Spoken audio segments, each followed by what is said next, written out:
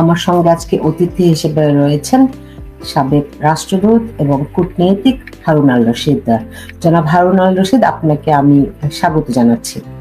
আমরা আজকে প্রধান নির্বাচন কমিশনার কে এম নুরুল হুদার উপর যেইভাবে করে তাকে জুতার মালা পরিয়ে জুতা পেটা করা হলো, এটিকে আর সাধারণ চোখে দেখার কথা নেই। আজকে আমি সামাজিক যোগাযোগ মাধ্যমে দেখেছি প্রতিবাদে মানুষ ফুঁসে উঠেছে। এটি প্রধান নির্বাচন কমিশনার একটি সাংবিধানিক পদ। আমরা জানি যে, এবং তার ব্যাকগ্রাউন্ড নিয়েও আমরা কথা বলবো। জনাব রুহুল হারুন আল রশিদ, আপনার কাছে আমার অনেক কিছু জানার আছে। আজকে আপনি আমার আয়োজনে প্রথমবারের মতো এসেছেন, কিন্তু আমি অত্যন্ত ক্ষুব্ধ হচ্ছি এভাবে করে যেভাবে করে আমরা মব ভায়োলেন্স দেখছি। আপনার কাছে কেমন বোধ হয় এইসব দেখে? দেখুন, আমার কাছে কেমন বোধ হয় এটা চেয়েও বড় কথা হলো বিষয়টা আমাদের একটু অনুধাবন করা দরকার। আপনারা বা আমরা যদি দেখি যে 5 আগস্ট যেটা হয়ে গেল বাংলাদেশে, তারপর আপনারা একটা জিনিস দেখেছেন, যারা 5 আগস্টের থিওরি রচনা করেছে, সেই জঙ্গিগুলো তাজ হাশমি, পিনাকি এবং আরো অনেকে, মাহমুদুর রহমান, ইলিয়াস, তারা কিন্তু বারবার ইউনূসকে তাড়া দিচ্ছিল যে আপনি মারছেন না কেন, যে এটা থিওরিটাই এমন ছিল যে সবগুলোকে মেরে ফেলতে হবে। অর্থাৎ তারা যাদের সাথে লড়াই করে ক্ষমতা দখল করেছে, এই তাদের সবাইকে মেরে ফেলতে হবে, না হলে বিপ্লব কিন্তু হবে না। এই থিওরিটা তাদের দিক থেকে কিন্তু সঠিক ছিল, এবং যদি তারা সবাইকে মেরে ফেলতে পারতো তাহলে ওটা বিপ্লব হতো এবং ওটা সফল হতো। কিন্তু 5 আগস্টের পরে দেখা গেছে এত খুন করার পরেও সব খুন করা যাচ্ছে না, কারণ অন্তত এটা সেটা খুনটা সমাধান করতে হলে খুনের মাধ্যমে বাংলাদেশের প্রায় 40 থেকে 50 ভাগ লোককে মেরে ফেলতে হবে। তো এই যুগে এসে এটা যেমন সম্ভব না, তেমনি ওই বিপ্লব বলুন, গণ অভ্যুত্থান বলুন, 5 আগস্টটা কিন্তু ওখানে ব্যর্থ হয়ে গেছে। ব্যর্থ হয়ে না গেলে তাদের সার্থকতার জন্য দরকার ছিল সবাইকে মেরে ফেলা, সেটা কিন্তু তারা করতে পারে নাই এবং সেটা সম্ভবও ছিল না। ফলে এটা ছিল একটা ফ্যান্টাসি। এই ফ্যান্টাসির ধারাবাহিকতায় আজকে আপনি যেটা দেখছেন, এই যে সিইসি নুরুল হুদাকে যে জুতা দিয়ে যে অসম্মান করা হলো, এটা হলো ওই ধারাবাহিকতাটা চলছে। যারা এটা করেছে সেটা বিএনপি হোক, যেই হোক, এটা কিন্তু দুই ভাগে বিভক্ত হয়ে করা হয়েছে। আপনি দেখুন, তারা ওনার এই কে এম নুরুল হুদাকে জুতার মালা পরিয়ে পুলিশে সোপর্দ করলো, এবং তারা খালেদা জিয়ার নামে স্লোগান দিল, তারা স্বেচ্ছাসেবক দলের নামে স্লোগান দিল, তাদের নেতা শরীফ আরো কার নামে স্লোগান দিল। বিএনপি তো একটি রাজনৈতিক দল, বিএনপি কি মবের দল? আচ্ছা দেখেন, এই জিনিসটা আমি বলতে যাচ্ছিলাম। আমরা তো দেখেছি, প্রথম কথা হলো 5 আগস্টে ওরা যে থিওরি রচনা করেছিল সেখানে একটা বিপ্লব হবে, অর্থাৎ বিপ্লব হলে ওদের আরো ছিল যে সবাইকে মেরে ফেলার জন্য। জনাব হারুন আল রশিদ, বিএনপি তো কোনো বিপ্লবী দল নয়। আমি আপনার রাজনৈতিক দল। আমি আপনার প্রশ্নটা বুঝতে পেরেছি, আমি আমার উত্তরটা দেই। সেটা হলো 5 আগস্ট সফল করতে হইলে আওয়ামী লীগের সবাইকে মেরে ফেলতে হতো। এই থিওরিটা ঠিক ছিল, যারা এই থিওরি রচনা করেছে সেটা কিন্তু সফল হয়। তারা কি ঘাস খায়? বাংলাদেশের অর্ধেক মানুষ আওয়ামী লীগ করে, অর্ধেক মানুষ বিএনপি করে, মাঝখানে যে জামাত টামাত অন্যরা আছে তারা ছিটে ফোটা, রাইট? তো আপনি অর্ধেক মানুষকে মেরে ফেলবেন? যারা এই থিওরি রচনা, তারা কি ছাগল? আমি সরি টু সে। তাদের থিওরি সঠিক ছিল, কিন্তু থিওরিটা ছিল ফ্যান্টাসির একটা থিওরি, বাস্তবতার সাথে মিল নাই। কেন? যাদেরকে মেরে ফেলতে হবে আপনি যেটা বলছিলেন, এরা বাংলাদেশে অনেক বড় একটা সংখ্যক, সেটা 40% শুধু ভোটার, আর তাদের অন্যান্য সহযোগী ফ্যামিলি মিলে এটা 60-70% হবে। এত লোককে যেহেতু মেরে ফেলা যায় না, সেহেতু এটা আসলে ব্যর্থ হয়ে গেছে। আর এখন আমরা যেটা দেখছি, দেখুন বাংলাদেশে এর আগে, এই 5 আগস্টের আগে বহু সিনিয়র লোকজন জেলে গেছে। কখনো খালেদা জিয়া নিজেও কিন্তু জেলে গেছেন, কখনো কিন্তু কাউকে এই ধরনের অপমান করা হয় নাই। এই অপমানটা করা হচ্ছে ওই যে রেশটা রয়ে গেছে, খুন সবাইকে করে ফেলতে হবে, করা যাচ্ছে না, সেখান থেকে ঘৃণাটা তারা দেখাচ্ছে, এবং বাংলাদেশে আগে কখনো এই ধরনের ঘৃণা আমরা দেখিনি। কিন্তু যেটা ভবিষ্যতে খেয়াল করতে হবে, যে লোকগুলাকে মেরে ফেলার কথা ছিল, বাংলাদেশের 50-60% মানুষ যাদেরকে মেরে ফেলতে পারে নাই, তারা কিন্তু একদিন না একদিন ফিরে আসবে, এবং আপনি কিন্তু ভবিষ্যতে চরম প্রতিশোধ দেখতে পাবেন। তারা তো দেশেই আছে, কিছু চোর বাটপার লুটেরা তারা হয়তো দেশে নাই, কিন্তু বেশিরভাগ মানুষই দেশে আছে। যাই হোক, সবকিছুর উপরেও তারা ফিরে আসবে বলতে আমি বলছি রাজনৈতিক ময়দানে তারা ফিরে আসবে, এরকম নিষ্ক্রিয় তারা আজীবন থাকবে না। ফলে আপনি বাংলাদেশে একটা কঠোর প্রতিশোধ দেখতে পাবেন, এবং সেই প্রতিশোধে কোথায় কি ভেসে যাবে এইটা চিন্তা করতেও কিন্তু আমাদের গা শিউরে উঠছে। জি, নিশ্চয়ই। দেখুন, মানে আমার প্রশ্নটি হচ্ছে, কে নুরুল হুদা তিনি যদি স্বৈরাচারের জন্ম দিয়ে থাকেন, তাহলে বিএনপি কি ভুলে গেছে? আমরা না এখন বিএনপির সমালোচনা বেশি একটা করতে চাই না, কারণ তারা স্বাধীনতাকে ডিফেন্ড করেছে, বাংলাদেশকে কিছুটা হলেও তারা ডিফেন্ড করছে এই মুহূর্তে, সেইটুকু কৃতিত্ব আমি তাদেরকে দিতে চাই। তাদের কারণে জাতীয় সঙ্গীত বদলাতে পারেনি, সংবিধান নিয়ে এখনো পুরোপুরি বদলাতে পারছে না, রাষ্ট্রপতিকে অপসারণ করতে পারেনি, সেই জন্য তাদের অবশ্যই আমি কৃতিত্ব দিতে চাই। কিন্তু বিএনপি কি সেই দল নয় যারা 1995-96 সালে 15ই ফেব্রুয়ারির ভুয়া নির্বাচন আয়োজন করেছিল? বিএনপি কি সেই দল নয় যারা 2006 সালে পুরো তত্ত্বাবধায়ক সিস্টেমটাকে করাপ্ট করে, এই এম.এ. আজিজ ছিলেন তৎকালীন সিইসি, আমরা কি সেটা ভুলে গেছি? তাহলে বিএনপির কি করা উচিত? তাহলে খালেদা জিয়ার কি সাজা হওয়া উচিত? আমাদের খুব আশা ছিল সবসময়, আমরা যারা কিছুটা, আমি বর্তমানে আওয়ামী লীগকে সমর্থন করি, কিন্তু আমি নিরপেক্ষতার দৃষ্টিতেও জিনিসটা দেখতে চাই। আমাদের কাছে, আমরা যারা মনে করি যে বাংলাদেশে দুটো দল থাকা উচিত, অন্তত দুইটা শক্তি থাকা উচিত, কিন্তু প্রতিটা শক্তি হবে মুক্তিযুদ্ধের চেতনার পক্ষে, সেই জায়গায় বিএনপি রাজনীতিটা কখনো তার রাজনীতি পরিষ্কার করতে পারেনি। বিএনপি অতীতে যেসব কর্মকাণ্ড করেছে, যেমন 21শে আগস্টের গ্রেনেড হামলা, এটা এমন একটা কাজ যেটার মাধ্যমে আসলে যেটা হয়ে গেলে আর কোনো রিকনসিলিয়েশন হয় না।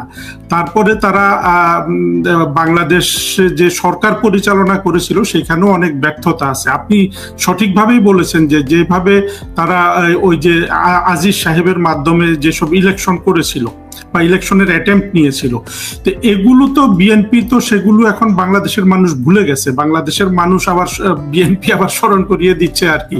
এবং তারা যদি ভবিষ্যতে সরকার গঠন করেও, এখন মনে করতে চাচ্ছিলাম না আমরা, রাইট? কারণ এমনিতেই দেশ একটা সংকটে আছে, তো বিএনপি একটা নিয়মতান্ত্রিক রাজনৈতিক দল বলে আমরা জানি, কিন্তু বিএনপি কি নিয়মতান্ত্রিক রাজনৈতিক দলের মধ্যে আছে? আমার আজকে একজন বিএনপির অতিথি দরকার ছিল, তারা তো এখন আর এইসব প্রশ্ন সহ্য করার মতো অবস্থায় তারা নেই। দেখুন, বাংলাদেশে একবার মাত্র শান্তিপূর্ণভাবে ক্ষমতা হস্তান্তর হয়েছিল, একেবারে আপনার অফিসিয়ালি, সেটা কিন্তু শেখ হাসিনাই করেছিল। এর আগে পরে কেউ কিন্তু শান্তিপূর্ণভাবে ক্ষমতা হস্তান্তর করেনি। আর বিএনপির সমস্যা যেটা, আমি তো বিএনপির হয়ে কিছু বলতে পারবো না, আমার কাছ থেকে তাদের জন্য যেটা বলার সেটা হলো যে বিএনপির রাজনীতিতে তাদের আইডেন্টিটিটা কিন্তু তারা ক্লিয়ার করে না। তারা যদিও 71-এর পক্ষে বলে, কিন্তু 71-এর যে চেতনা ছিল আমাদের অসাম্প্রদায়িক বাংলাদেশের জন্য, 72-এর সংবিধানের যে 4টা চেতনা গ্রথিত হয়েছিল, যেমন আপনার গণতন্ত্র, ধর্মনিরপেক্ষতা, মূলত এই দুইটা, বাকি দুটো আমি এখানে উল্লেখ করলাম না। এই ধর্মনিরপেক্ষতার প্রতি বিএনপির কি ধরনের দৃষ্টিভঙ্গি সেটা কিন্তু বাংলাদেশের মানুষ জানে না। এই জায়গায় এসে বিএনপি যেহেতু তাদের রাজনীতি যেহেতু ডিফাইন্ড না, তারা ভবিষ্যতে কি করবে সেটাও কিন্তু তাদের অতীত দিয়েই বিচার করতে হবে। এর বাইরে কিছু আসলে এখন পর্যন্ত আমরা করতে পারছি না। হারুনুর রশিদ, আমরা দেখেছিলাম যে সেনাপ্রধান বিএনপি চেয়ারপারসন খালেদা জিয়ার সঙ্গে গিয়ে বৈঠক করেছেন। আমরা দেখেছিলাম যে মানে বিএনপির সঙ্গে সেনাবাহিনীর এক ধরনের, যেমনই হোক না কেন, একটা মিল কোথাও কোথাও আমরা দেখেছিলাম, বিশেষ করে নির্বাচন ডিসেম্বরে হওয়ার প্রশ্নে। এরকম আরো কয়েকটি বিষয় আমরা দেখেছিলাম। তো সেনাবাহিনী আসলে করছে কি, বা বিএনপির ভূমিকাটাই কি? মানে আমি তো এখন আর বিশ্বাস করতে কষ্ট হচ্ছে যে বিএনপি একটি গণতান্ত্রিক দলে আর আছে কিনা, কারণ এ ধরনের মক কাণ্ড তো কোনো রাজনৈতিক দলের কাজ নয়। দেখুন, আমি কয়েকটা জিনিস বলি। প্রথম কথা হলো যে যে জিনিসটা আমাদের বুঝতে হবে, বিএনপি, সেনাবাহিনী, জঙ্গি, জামাত সব কিন্তু 5ই আগস্ট এক পক্ষে গেছে, আওয়ামী লীগ তার কিছু সহযোগী দল আরেক পক্ষে। ওই ডিভিশনটা কিন্তু বাংলাদেশের রাজনীতিতে অনেক দিন থেকে যাবে। আর আপনি যদি গণতান্ত্রিক দল বলেন, এটা খুব ভালো করে একটা জিনিস বোঝার, বাংলাদেশের মানুষ এটা চিন্তা করে না বা এই দিকটা ভাবেও না। গণতান্ত্রিক দল, গণতন্ত্র কোথা থেকে আমরা জানি? গণতন্ত্র আমরা জানি ওয়েস্টার্ন ডেমোক্রেসি, যেখানে ইলেকশন হয়। সেই ইলেকশনের মূল ভিত্তি হলো একটা রাষ্ট্রের প্রতিটা মানুষের সমান মর্যাদা থাকবে, যেটা জঙ্গিরাও বলে, ফরহাদ মজহার ইত্যাদি লোকজনও বলে। সমান মর্যাদাটা আপনি শুধুমাত্র রক্ষা করতে পারবেন বাংলাদেশের মতো দেশে একমাত্র অসাম্প্রদায়িক একটা রাষ্ট্র গঠনের মাধ্যমে। সেই ক্ষেত্রে বাংলাদেশের ধরুন যে 4টা বড় দল আছে, আমি যদি আওয়ামী লীগ, বিএনপি, জামাত, জাতীয় পার্টি ধরি, এই 4টা দলের কাগজপত্রে একমাত্র আওয়ামী লীগ হলো ধর্মনিরপেক্ষ দল। বিএনপি, জামাত, জাতীয় পার্টি এরা তাদের কাগজপত্র সংবিধানে প্রত্যেকে কিন্তু ইসলামিক দল, কম বেশি। একটা ইসলামিক দলের সাথে পশ্চিমা বিশ্বের গণতন্ত্র মেলে না। ওই জায়গাগুলো বাংলাদেশে কখনো আলোচনাও হয় না। ফলে সবাই একটা নির্বাচনকে গণতন্ত্র মনে করে। আপনি দেখেন, হামাস কিন্তু নির্বাচিত হওয়া একটা রাজনৈতিক শক্তি ছিল, কিন্তু তারা যেহেতু জঙ্গি, তাদের কারণে আজকে প্যালেস্টাইনিয়ানদের ভাগ্য কোথায় গিয়ে দাঁড়ালো। সুতরাং গণতন্ত্রের কথাটা আমরা খুব হালকাভাবে দেখি, আমরা এগুলা বুঝি না আসলে গণতন্ত্র কি। আমরা মনে করি একটা নির্বাচনী গণতন্ত্র, কিন্তু গণতন্ত্রের মূল ভিত্তি, এটা যেহেতু পশ্চিম থেকে এসেছে, এটার মূল ভিত্তি হলো প্রত্যেকটা মানুষের সমান মর্যাদা, এবং তার জন্য প্রত্যেকটা রাজনৈতিক দলের কাগজে যদি অসাম্প্রদায়িকতার কথাটা থাকে, প্রতিটা মানুষের সমান মর্যাদা যদি নিশ্চিত করা যায়, কেবল তখনই সে একটা গণতান্ত্রিক দল হয় এবং তার গণতান্ত্রিক নির্বাচনে অংশগ্রহণের যোগ্যতা অর্জন করে। সেটা কিন্তু বাংলাদেশে নাই। সুতরাং বাংলাদেশে গণতন্ত্রকে আপনি যেভাবে বলছেন যে ওই দলটা গণতান্ত্রিক কিনা, সংজ্ঞা, যথাযথ সংজ্ঞা অনুযায়ী তো তারা কেউ গণতান্ত্রিক না, যতক্ষণ না তাদের পার্টি ম্যানিফেস্টোতে ধর্মনিরপেক্ষতা বা অসাম্প্রদায়িকতার কথা থাকবে এবং সকল মানুষের মর্যাদা সমান হবে। সেই দিক থেকে দেখলে আওয়ামী লীগও হয়তো পরিপূর্ণ গণতান্ত্রিক দল না, কিন্তু সেটা হলো মন্দের ভালো। হচ্ছে কি, আপনারা জানেন যে এনসিপি যে নতুন ছাত্রদের দলটি, তারা তাদের প্রতীক নির্বাচন করেছে এই যে শাপলা, যেটি ক্ষমতার প্রতীক, প্রভাবের প্রতীক। প্রধান উপদেষ্টার ক্ষমতার প্রতীক হচ্ছে গিয়ে শাপলা, আপনারা জানেন, রাইট? আপনি আরো জানেন যে আমাদের জাতীয় সংসদের প্রতীক হচ্ছে গিয়ে শাপলা। এগুলি কিন্তু আমাদের ক্ষমতার এবং প্রভাবের প্রতীক, একটি রাষ্ট্রীয় ক্ষমতা প্রভাবের প্রতীক। এখন এই শাপলা প্রতীক এই এনসিপি কে দেয়া হোক, মানে সেই হুমকিটা বিএনপি ডিফারেন্ট ভাবে দিল কিনা? দেখুন, বিএনপি, এনসিপি, ইউনুস, এদের মধ্যে যা কিচ্ছু হচ্ছে সেটা হলো আসলে একটা গোষ্ঠীর মধ্যে অন্তর্কন্দল। সেই অন্তর্কন্দলে ইউনুস চায় না যে বিএনপি ক্ষমতায় আসুক, ইউনুস চায় তার জামাত, এনসিপি এরা ক্ষমতায় আসুক। সুতরাং এদের মধ্যে অনেক ধরনের দ্বন্দ্ব চলতে থাকবে। এখন পর্যন্ত আমরা যা দেখছি এটাই যে শেষ, আমি সেটা বলবো না। আর বিএনপির রাজনীতিতে খুব একটা পরিপক্কতা এখন পর্যন্ত দেখাতে পারেনি, বিশেষ করে ওনারা যে লন্ডন বৈঠক করেছেন, তারা ইউনুস কিন্তু রাজনীতিটা ডমিনেট করছে, এনসিপির সন্ত্রাসীরা বাংলাদেশের রাজনীতি ডমিনেট করছে। কারণ হলো, দেখেন, 2 দিন আগে বিএনপি বলেছিল যে খলিলুর রহমানকে যেতে হবে, হ্যাঁ, আরো 2 জন উপদেষ্টাকে। ইউনুস কিন্তু তাদের কোনো দাবি মানেনি। উপরন্তু ইউনুসকে কি করলো, খলিলকে পাঠালো তারেক রহমানকে রিসিভ করার জন্য লন্ডনে। সেখানে এটা আপনি যদি দেখেন, এটা পরিপূর্ণভাবে তাকে একটা অপমান করেছে। তারেক রহমান সেই অপমান সহ্য করেছে। এখন এগুলোর মধ্যে ইউনুস, তারেক রহমান, এদের মধ্যে কি ধরনের সমঝোতা হয়েছে আমি জানি না। বাংলাদেশে 2টা পক্ষ সুস্পষ্ট হয়ে গেছে 5 আগস্ট। এই 2 পক্ষের মধ্যে একটা যুদ্ধ অবস্থা বিরাজ করবে, ডমিনেট করবে আলটিমেটলি মুক্তিযুদ্ধের পক্ষের শক্তি। কারণ হলো, মুক্তিযুদ্ধের পক্ষের শক্তি যেই ধরনের আপনার চেতনা চেতনায় বিশ্বাস করে বা করার সুযোগ আছে তাদের বা আগ্রহ আছে, সেটা হলো একটা অসাম্প্রদায়িক বাংলাদেশের স্বপ্ন, যেটা হলো পৃথিবীর স্রোতের মুখী একটা জিনিস। সুতরাং আপনি আজকে যা দেখছেন এর মধ্যে যত মব হোক ইত্যাদি হোক, সবকিছুর দায়িত্ব কিন্তু ইউনূসের। যদিও বিএনপির লোক মব করছে, দায়িত্ব কিন্তু ইউনূসকে নিতে হবে, কারণ ইউনূস আছে দায়িত্বে।